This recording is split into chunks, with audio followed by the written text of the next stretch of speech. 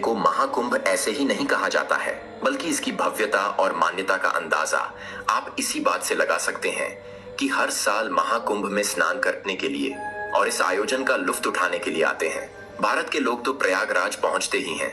उसके अलावा विदेशियों में भी कुंभ का मेला बहुत ही ज्यादा प्रचलित है, जिसके लिए पूरे प्रयागराज को और भी ज्यादा भव्य और सुंदर बनाया जा रहा है। शहर की पूरी गंदगी हटाई जा रही है, चारों तरफ सफाई चल रही है, सड़कों को बनाकर तैयार किया जा रहा है। अगर इस समय जाकर देखा जाए तो प्रयागराज शहर लंदन की सड़कों की तरह चमक रहा है। वैसे तो महाकुंभ के आयोजन से कई सालों पहले ही इस शहर की भव्यता और सुंदरता को बढ़ाने के कार्य शुरू हो गए थे। उत्तर प्रदेश सरकार द्वारा प्रयागराज की गलियों को सुंदर चित्रों से सजाया गया है। असल में प्रयागराज की भव्यता बढ़ाने के कार्य में लगा हुआ विजय नाम का एक मजदूर, जो कि उत्तर प्रदेश के झांसी का रहने वाला था, वो शंख द्वार बनाने के लिए अपने साथी मजदूरों के साथ खुदाई के काम में लगा हुआ था। 2 से 4 दिन लगातार प्रयागराज महाकुंभ के उस क्षेत्र में खुदाई करने के दौरान एक दिन विजय को खुदाई करते समय जमीन के नीचे कुछ भारी भरकम चीज होने का एहसास हुआ। विजय ने जब अपने साथियों को बुलाकर देखा तो जमीन में और कुछ नहीं बल्कि एक पौराणिक मूर्ति प्राप्त हुई, जिसकी लंबाई सिर्फ 1 फीट थी। जब विजय और उसके साथियों ने मूर्ति को बाहर निकाला तो उन्हें पता चला ये मूर्ति भगवान विष्णु की है, जो आज के युग की लग ही नहीं रही थी। ये मूर्ति दिखने में ही बहुत ही पौराणिक लग रही थी। दोस्तों, उस समय दोपहर का वक्त था। ज्यादातर मजदूर भोजन करने में लगे हुए थे और खुदाई का काम करने वाला ठेकेदार भी वहां मौजूद नहीं था। विजय के साथियों ने भी मूर्ति पर ज्यादा ध्यान नहीं दिया। मौके का फायदा उठाकर विजय भगवान विष्णु की उस मूर्ति को अपने साथ अपने घर ले गया और फिर विजय ने उस मूर्ति को अपने घर के मंदिर में स्थापित कर दिया।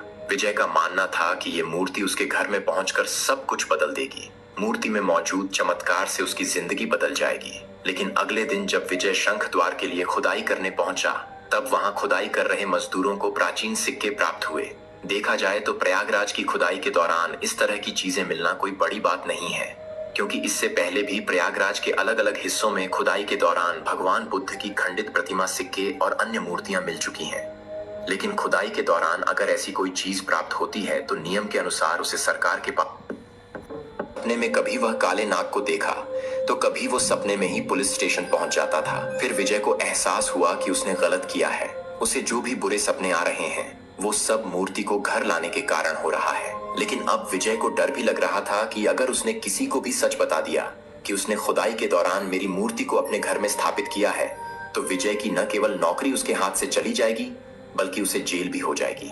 इसीलिए विजय ने किसी को भी सच न बताने का फैसला किया, लेकिन मूर्ति को अपनी जगह पर पहुंचाना था, जिसके लिए विजय चोरी चुपके 1 फीट की मूर्ति अपने साथ लाया और ऐसा नाटक किया कि वो मूर्ति उसे खुदाई के दौरान तुरंत मिली है। हालांकि विजय के जो 1-2 करीबी जानने वाले थे, उन्हें विजय ने पहले ही सच्चाई बता दी थी, पर बाकी लोग मूर्ति को देखकर हैरान थे, क्योंकि जो कोई भी उस मूर्ति को देख रहा था उसका यही कहना था कि ये बहुत ही पौराणिक मूर्ति है, जिसका संबंध सनातन धर्म के इतिहास से जुड़ा हुआ है। वो एक ऐसी मूर्ति थी जिसमें भगवान विष्णु शेषनाग की सैया पर लेटे हुए थे। ऐसे में ठेकेदार सहित अन्य जानकार लोगों को भी बुलाया गया और उन्होंने फैसला किया कि इस मूर्ति की पूरी जांच होनी चाहिए, जिसकी वजह से वैज्ञानिकों की एक टीम को मूर्ति के परीक्षण के लिए बुलाया गया। जब वैज्ञानिक मूर्ति पर रिसर्च करने में लगे तो उन्हें ऐसी ऐसी चीजें देखने को मिली जो उन्होंने सोची भी नहीं थी, और अंत में मुक्ति पर पूरी जांच करने के बाद जो रिपोर्ट सामने आई तो सच्चाई जानने के बाद सभी के होश उड़ गए। असल में वो मूर्ति तकरीबन 3000 साल से भी ज्यादा पुरानी थी, जिसका निर्माण एक ऐसे पत्थर से हुआ था जिसका मिलना आज के समय में नामुमकिन सा था। मूर्ति इतनी ज्यादा खास और अनमोल थी कि उसकी कीमत करोड़ों में बताई जा रही है। जब यह बात बड़े अधिकारियों तक पहुंची तो सरकार ने यह निर्णय लिया कि इस खास मूर्ति को महाकुंभ के मेले के दौरान संग्रहालय में रखा जाएगा, ताकि कुंभ मेले में आए सभी श्रद्धालु खुदाई के दौरान मिलने वाली इस खास मूर्ति को देख सके और उन्हें एहसास हो कि सनातन धर्म के बारे में जितनी भी बातें कही जाती हैं वो केवल कहने के लिए नहीं होती हैं, बल्कि हमारा धर्म सच में दुनिया का सबसे पुराना और सबसे विस्तृत धर्म है। प्रयागराज कुंभ मेले की खुदाई में हुआ कुछ ऐसा चमत्कार कि जिसने ही उसे देखा उसके होश उड़ गए। महाकुंभ की खुदाई के दौरान जो मिला और क्यों वैज्ञानिक भी हैरान हो गए हैं, आज की इस वीडियो में हम आपको सब कुछ बताएंगे। बस वीडियो छोड़कर कहीं मत जाइए। जानते हैं कि उत्तर प्रदेश के प्रयागराज में महाकुंभ मेले का आयोजन होने वाला है, जिसकी तैयारियां जोरों शोरों से चल रही हैं। महाकुंभ हिंदू धर्म का एक बहुत ही महत्वपूर्ण धार्मिक उत्सव है, जिसे कुंभ मेला भी कहा जाता है। इस महाकुंभ का आयोजन हर 12 साल में एक बार होता है दोस्तों।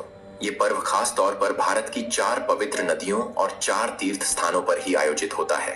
महाकुंभ का आयोजन सिर्फ प्रयागराज, हरिद्वार, उज्जैन और नासिक में ही हिंदू कैलेंडर के अनुसार हर 12 साल में पौष पूर्णिमा के स्नान पर्व के साथ महाकुंभ की शुरुआत होती है और महाशिवरात्रि पर इस पूरे आयोजन को खत्म किया जाता है। इस कुंभ के मेले को महाकुंभ ऐसे ही नहीं कहा जाता है, बल्कि इसकी भव्यता और मान्यता का अंदाजा आप इस